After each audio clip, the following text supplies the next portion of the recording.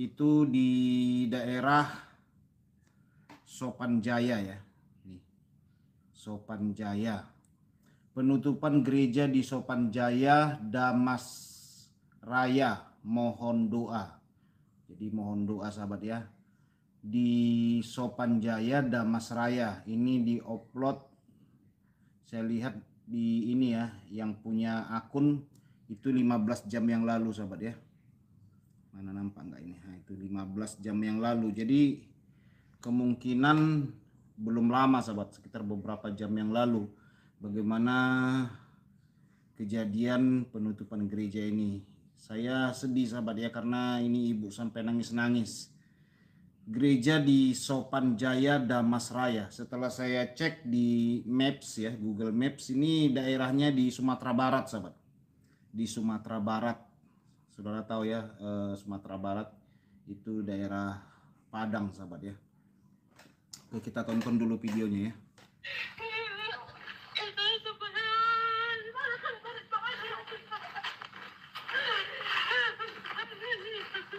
Ntar saya ulang lagi sahabat.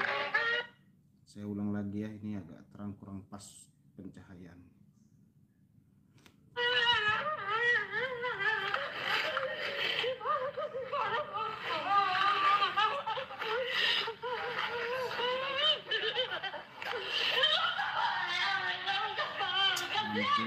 Ampun.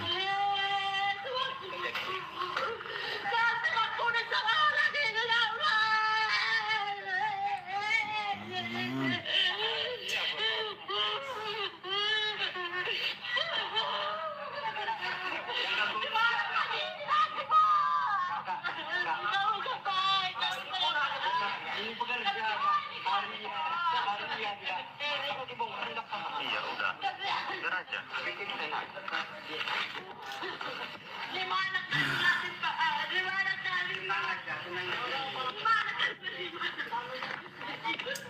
Di mana kami beribadah?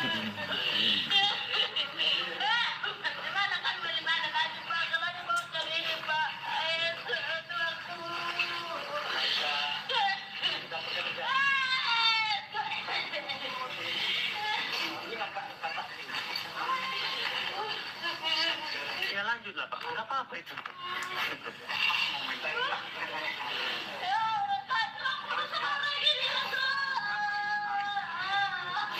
Gimana kalau contohnya nyamuk di sana kita selain Bapak semuanya itu.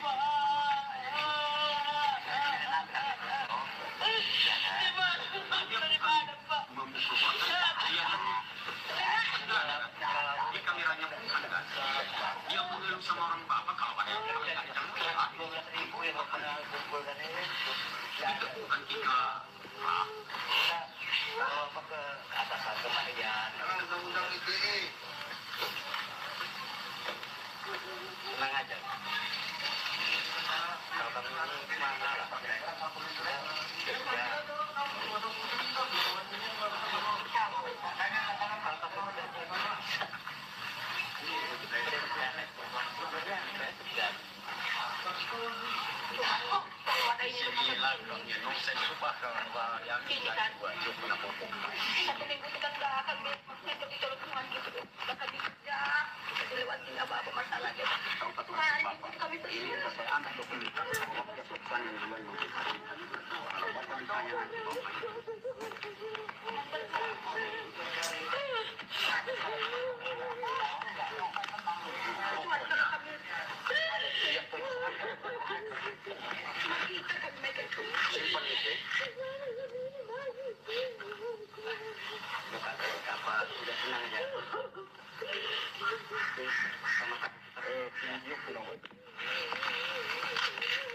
Ini abang ini memang dia tidak bersalah, cuma hanya kami mengeluh. Tapi apalah dayanya, dia hanya sebagai mami.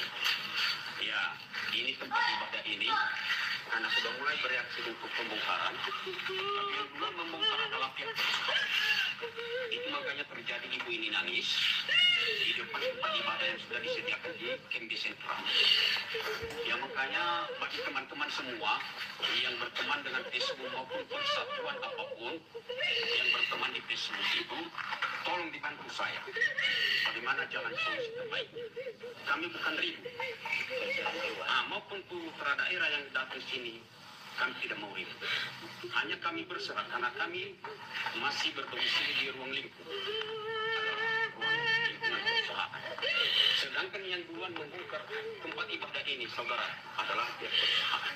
Kalau ini hanya sebagai mandu. Itu bapak itu tadi hanya pekerja. Kalau dia disuruh dibongkar ya, namanya saja samanya kami sebagai karyawan. Itulah dari saya, bukan kami ribut. Ini tempat ibadah ini mulai dari tenda birunya 3 tahun kami menikmati. Hanya itu aja. Terima kasih.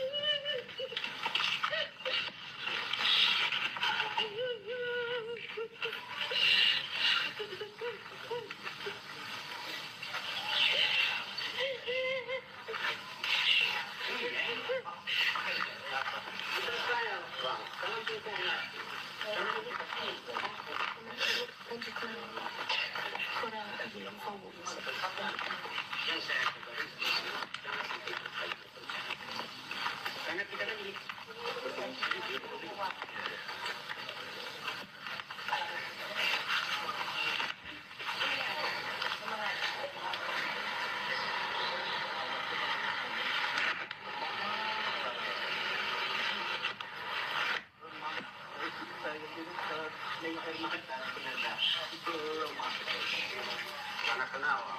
Saya kan udah pintar. Kami berdoa kami sudah makan. Ya makan lah. Buat laki saya nggak ada nasi makan. Makan kita mas. Makan ayo. Apa? Istirahat dulu makan. Ya betul lah. Iya ya. Saya dulu ya. Apa tuh bapak kan namanya orang bapak kan cuma hari yang disuruh ya kerja kan kita nggak mungkin nyangkutin itu pak.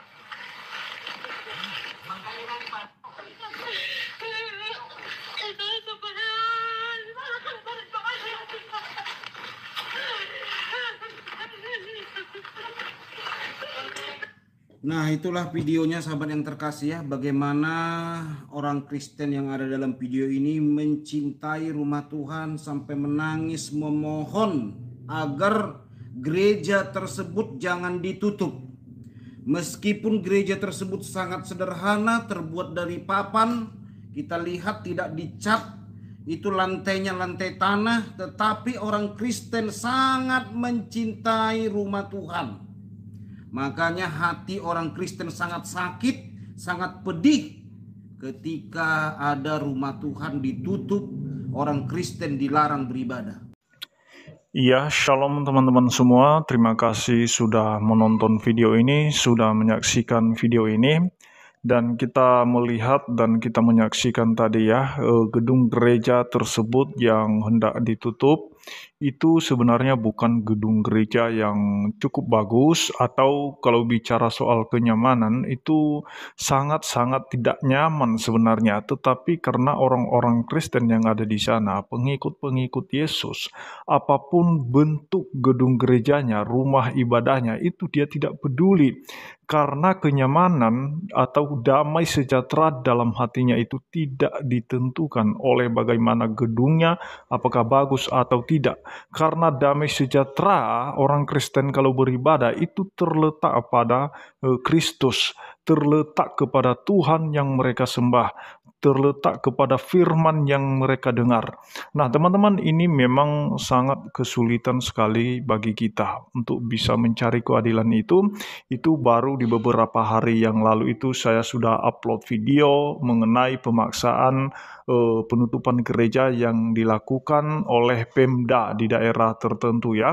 Ada daerah-daerah tertentu, tentu saja itu masih di Indonesia, di mana pelaku penutupan pemaksaan gereja tersebut itu dilakukan oleh Pemda sendiri. Nah, bagaimana kita bisa ngomong mencari keadilan? Dan kita lihat tadi bagaimana orang Kristen di sana, khususnya wanita tadi, dia sampai menjerit-jerit teman-teman ya, meminta, memohon supaya diberikan tempat bagi mereka untuk bisa beribadah teman-teman. Nah, orang-orang Kristen itu tidak pernah menuntut ya kepada pemerintah setempat untuk membangun rumah ibadah. Tidak pernah menuntut itu. Tidak pernah menuntut agar pemerintah itu bisa membangun gedung untuk rumah ibadah. Tidak. Sekalipun mereka membangun gereja atau tempat ibadah atau rumah ibadah yang terbuat dari kayu-kayu, papan yang sederhana, yang mungkin atapnya mungkin hanya sekedar tenda saja, itu tidak masalah bagi orang Kristen. Yang jelas ada tempat dia untuk beribadah kepada Tuhannya. Nah, berbeda dengan keyakinan-keyakinan yang lain, teman-teman, yang dimana mungkin saja itu difasilitasi oleh pemerintah ya. Tetapi kita sebagai kaum minoritas, jangankan dibangun gereja untuk kita oleh pemerintah setempat, untuk bisa kita bangun sendiri di lahan di atas tanah yang sudah menjadi milik kita, yang kita beli, itu tidak bisa teman-teman kita membangunnya, apalagi kalau itu di tengah-tengah mayoritas.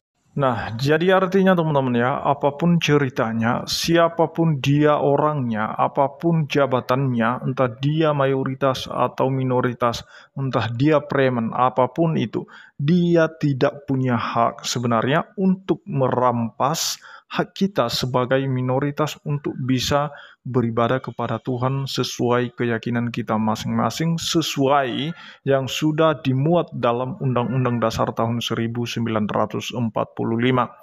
Nah, jadi mari kita tetap berdoa karena memang Yesus sudah pernah menyampaikan dalam firman-Nya bahwa itulah yang harus kita alami.